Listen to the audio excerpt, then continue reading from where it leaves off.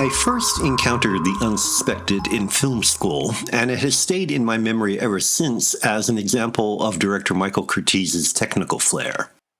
Viewing it again, the style is just as astonishing.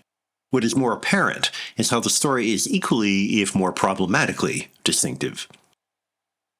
The Unsuspected is practically a catalog of Curtiz's showiest techniques. It makes earlier efforts from the director like Casablanca and Mildred Pierce seem positively austere. No opportunity for visual ostentation is overlooked. Most scenes are labyrinths of heavy shadows, stark contrasts, and elaborate lighting effects. At one point, for example, the police visit the house where most of the action takes place to investigate the murder that sets the story in motion. To confirm that the electricity was working properly at the time of the death, the police turn the lights on and off repeatedly, which doesn't clear up much plot confusion, but which does provide the excuse for a flamboyant, gratuitous visual conceit.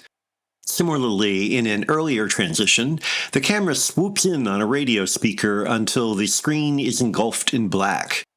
There's then a cut to a dark railroad tunnel from which a train emerges.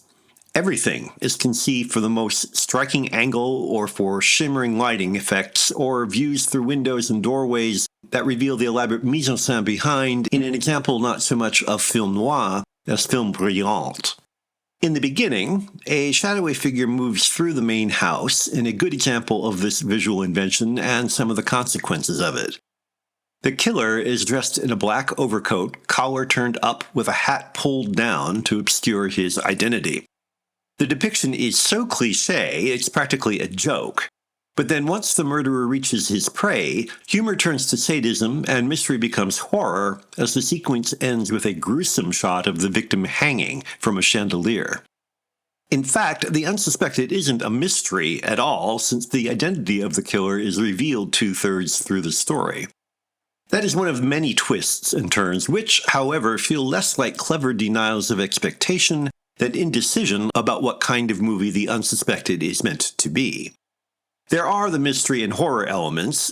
There's a never fully developed romance based on a lie, with a jealousy angle that ropes in a spoiled niece and a wastrel husband. There's a subplot involving what might be called reverse blackmail, and more. Yet for all the goings-on, the effect is strangely static, like a ballerina trapped in endless pirouettes. Which is why the visual style is so important. It holds the movie together against the centripetal force of its incoherence. Does that emphasis on the execution distract from or contribute to the problem? Probably both. The Unsuspected nonetheless remains high in my affections. It's hard not to love something so outrageously beautiful.